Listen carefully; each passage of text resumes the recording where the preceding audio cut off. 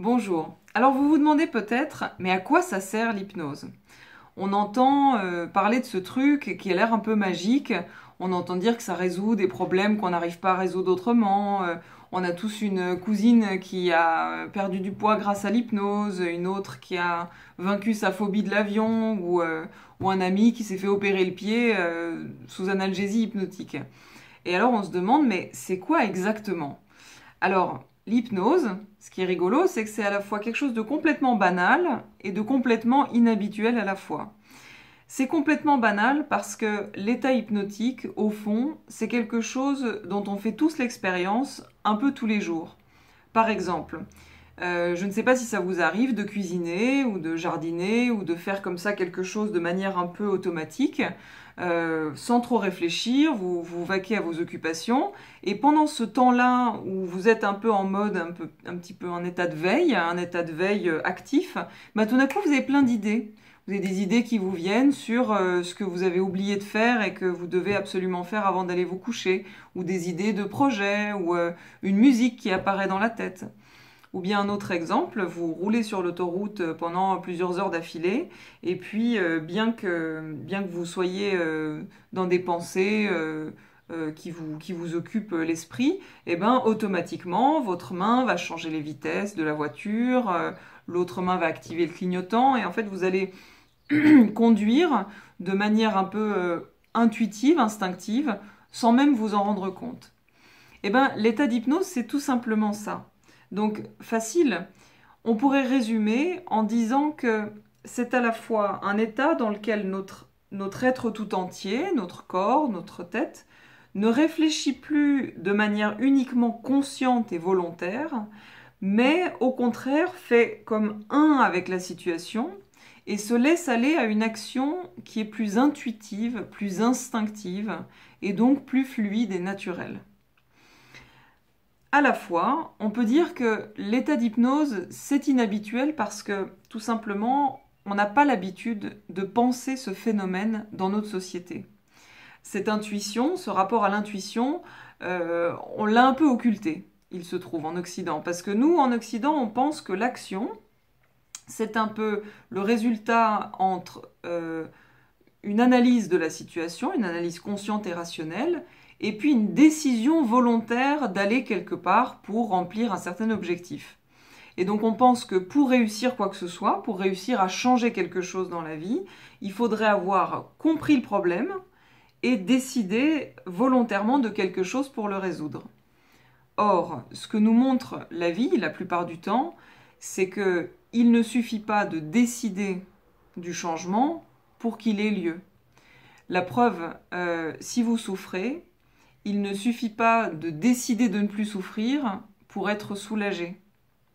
Je prends l'exemple aussi d'une dépendance. Si vous êtes dépendant à une substance, comme l'alcool par exemple, s'il suffisait de décider d'arrêter pour arrêter, ça se saurait.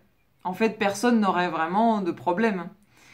Et donc, quand on est confronté à ce genre de blocage, l'hypnose intervient. Et alors, qu'est-ce qui se passe?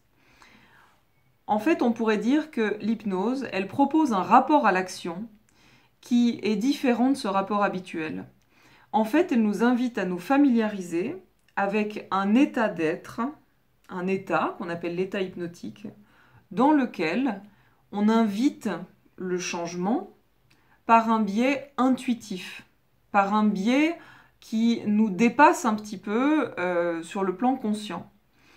Ce faisant, l'hypnose, elle nous fait passer par le corps parce qu'on apprend à s'ancrer, on apprend à sentir nos perceptions, nos sensations, et en renouant avec l'ensemble de nos perceptions, l'ensemble de notre perception corporelle, environnementale, sensorielle, eh bien, qu'est-ce qui se passe? L'état d'hypnose, il nous replace au cœur de ce que l'on est, au cœur de la situation, et ça va laisser la place à l'intuition d'émerger et de nous dire quelle est la prochaine étape adéquate, quelle est la solution adéquate, quel est le prochain geste adéquat. Ça nécessite un mouvement de confiance que de se laisser aller dans l'état d'hypnose, et c'est pour ça que parfois on en a un petit peu peur. Et au fond, je vous disais dans la dernière vidéo que ce mouvement de confiance, il est récompensé souvent par la tendresse qu'on trouve dans cette intuition primordiale qui nous revient, qui nous montre quelles sont les choses à faire pour arranger une situation, quelles sont les choses à dire à une personne quand on est en conflit avec elle. En fait, l'art de l'hypnose, on pourrait dire, c'est l'art d'inviter une intelligence intuitive dans sa vie pour la laisser œuvrer dans la direction qui va nous guérir, qui va nous aider et qui va nous replacer au mieux sur le chemin qui est le nôtre. Alors, cette transe hypnotique, elle peut se pratiquer comme vous le faites à la maison, via des enregistrements, comme ceux que je mets à votre disposition, mais elle peut également se placer au service de l'individu qui souffre et dont la douleur ne trouve pas d'issue. Ça se passe dans un cadre thérapeutique, où le patient et le thérapeute travaillent ensemble par une grande présence à la situation, une présence bienveillante, à se mettre à l'écoute de cette intelligence intuitive pour que celle-ci puisse réémerger chez la personne et puis indiquer, initier le mouvement du changement, la direction du changement, la direction de la solution. Voilà pourquoi l'hypnose peut être vue comme magique. Magique, au fond, c'est seulement la vie qui l'est. Et la vie, elle est magique parce que sans qu'on ait rien à faire et sans qu'on ait rien à décider, nous, humains, avec notre cerveau conscient, eh ben, elle ordonne les saisons, elle fait que les oiseaux volent en synchronisation, elle pousse les rencontres à se faire au bon moment, au bon endroit, comme par hasard. Elle pousse les êtres humains à s'accorder au flux de la vie, et c'est la vie qui guérit. Et donc l'hypnose, on pourrait dire, c'est se mettre à l'écoute de la vie et se réaccorder à la vie qui guérit par elle-même. Voilà, j'espère que cette vidéo vous a plu, que ça vous a peut-être un peu éclairé. Aujourd'hui, j'envoie le 4e enregistrement d'hypnose guidée que vous pouvez faire à la maison pendant le temps du confinement. Je remets le lien WithEvent au-dessus de cette vidéo si vous souhaitez vous inscrire sur donation. Quant à moi, eh ben, je vous dis à tout bientôt et n'hésitez pas à partager cette vidéo si elle vous a intéressé. Je vous souhaite une très belle journée et à tout bientôt pour une autre réflexion hypnotique. Au revoir!